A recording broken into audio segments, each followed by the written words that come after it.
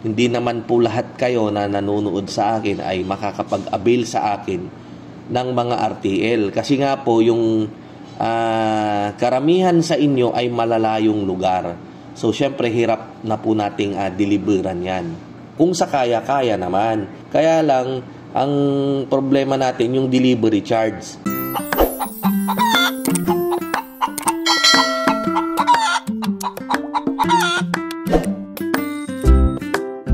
Good day po sa inyong lahat. Welcome na naman sa another episode ng ating vlog, na kung saan ang topic po natin for today ay tungkol sa katanungan ng isa sa mga subscriber natin. Yan. At tamang-tama, andito isinulat ko para naman ma-shoutout natin siya.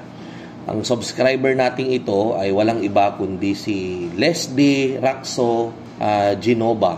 So ang katanungan po nila ay paano daw natin malalaman na ang isang manok daw ay bakunado? Siguro ang kanyang katanungan ay ganito. Halimbawa, parang ako nagbebenta tayo ng RTL. So, syempre, paano nyo ba malalaman kung binakunahan ko to or hindi? Syempre, ang pinanghahawakan lang po natin ay syempre yung tiwala nyo po sa akin, na hindi tayo lolokohin niya ni Mang Mags. Kung ano yung nasa program na bakuna niya, ay syempre talagang yun yung kanyang isinasaksak, ikinakarga dyan sa mga RTL na inaalagaan niya. Tamang-tama po yun, wag po kayong mag-alala dahil yung manok po natin ay kumpleto sa bakuna as per to our program sa farm. So ibig ko pong sabihin, kung ano po yung program namin ng bakuna sa aming farm ay siya namang aming kinukumpleto.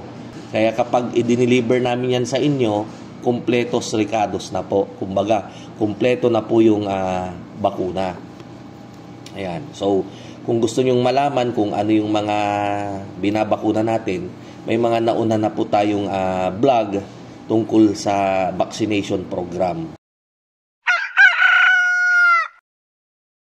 Ayan. Pero ito naman, paano naman kung halimbawa, syempre, hindi naman po lahat kayo na nanonood sa akin ay makakapag-avail sa akin ng mga RTL. Kasi nga po, yung karamihan sa inyo ay malalayong lugar.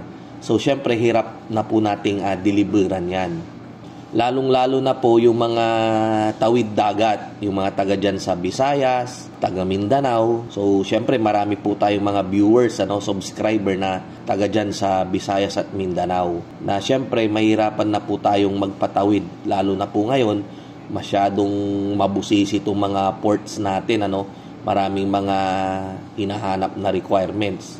Ayan, so nahihirapan po tayo. Minsan din, kahit na dito rin lang naman kayo sa Luzon, ang problema rin po na nakikita ko. Halimbawa po, gusto nyo mag-alaga ng 48 heads o 96 heads. Ang taga-ano po kayo, Isabela.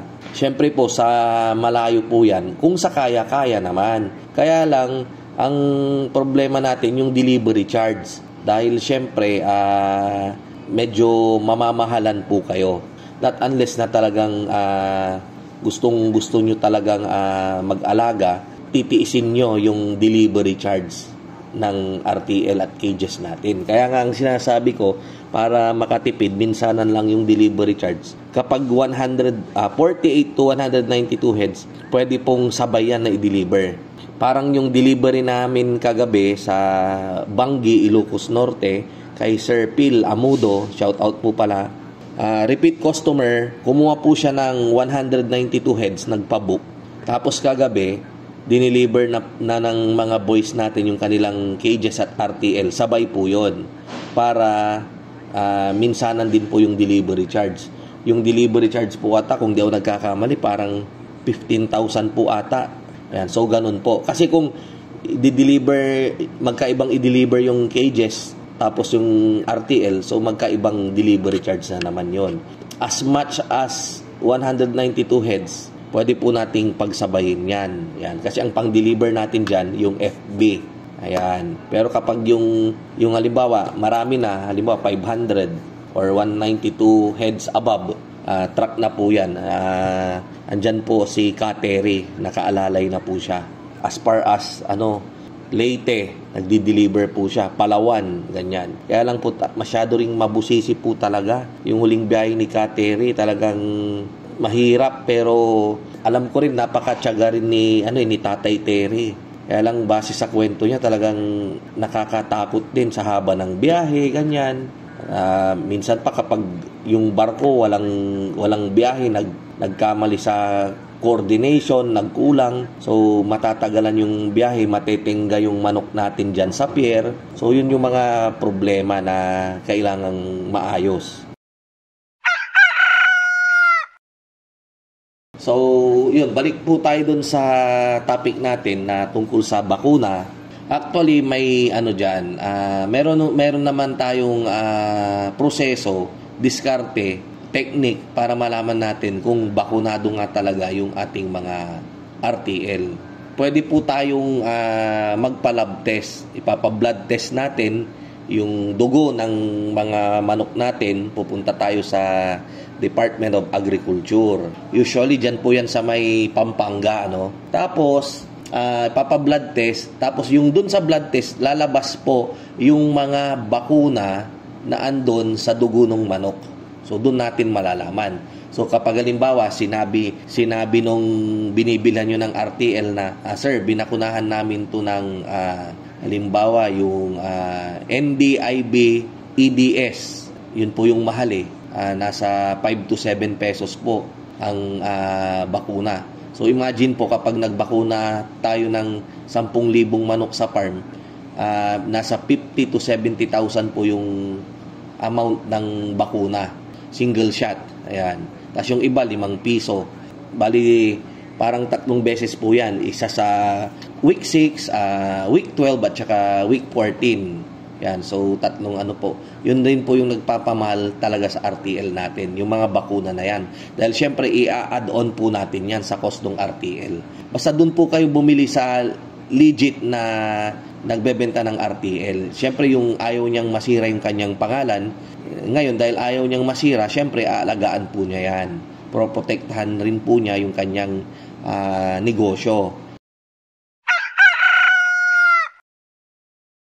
Meron pong sign para makita. Yan. Yung dun po sa dibdib, bubuklatin ninyo or bubunutan nyo po ng balahibo, and then makikita nyo po may konting pasa. Kasi po yung pinag-injekan ng manok, parang medyo may mga mangingitim po doon.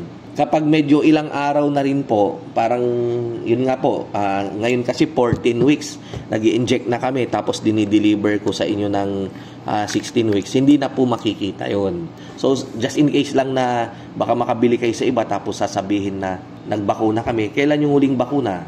Minsan baka sabihin, isang araw lang, inject. So, try nyong buklatin. Baka sakaling may makikita pa kayong doon. Sign na yung manok ay naturukan. Kasi nga po tinuturukan. Yan. Pero minsan hindi rin natin makita kasi kami rin sa farm, iniiwasan naming masaktan masyado yung mga manok. Kasi nga po, yung mga karayom namin, nagpapalit kami ng maiksi na. Kasi kapag medyo sobrang mahaba yung needle natin, minsan namamatay yung manok pag nasobrahan ng baon. Diba, nasobran yung pag-inject. So, ang ginagawa namin, nagbabawas kami or nagpapalit kami ng maiksing needle. So, dati-rate, yung needle ko, yung needle sa hospital, galing pa po ng Saudi. Meron akong kaibigan na nurse siya sa Saudi, nagpapauwi ako sa kanya siguro 1,000 needle yun. Kaya lang, kakalawangin naman kapag medyo hindi natin naingatan. Ayan, so, problema na naman yung source nun. So, ang ginawa namin, syempre, madiskarte ang Pinoy, yung takip rin nung needle, ginugupit namin, tapos inilalagay namin, isinusuksok para yung lalabas lang po na talim nung needle natin ay maiksi lang, which is tamang-tama lang po yun na ibabaon natin sa dibdib ng manok. Hindi siya masasaktan kasi minsan yung mga injector natin, yung mga boys natin, hindi rin pare-pareho yung diin nila, minsan madiin, minsan mahina, ganyan. So, pag medyo nasobra ng diin, bigla na lang namamatay yung manok. And then, meron pa yung mga nangyayari sa amin, dahil nga sa galing sa loob ng ref, yung mga bakuna natin, pag in-inject yan, malamig. Minsan nagugulat sila.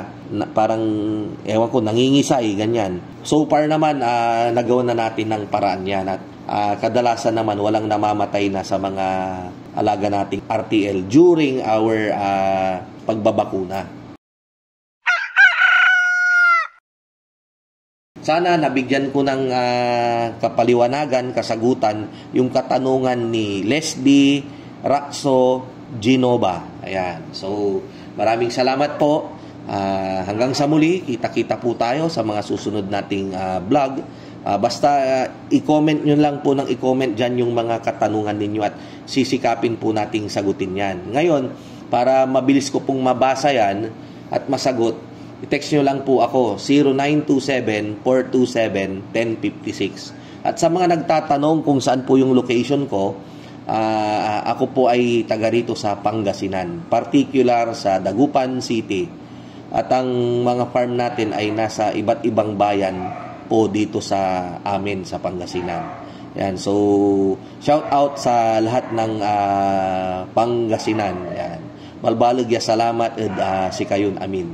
Okay, so mananangan tayo lamang aray tumbok ko na video. Yan. So doon sa mga hindi nakaintindi, kako maraming salamat sa inyong lahat. Magkita-kita po ulit tayo sa mga susunod nating video, kako. Ayan. So thank you.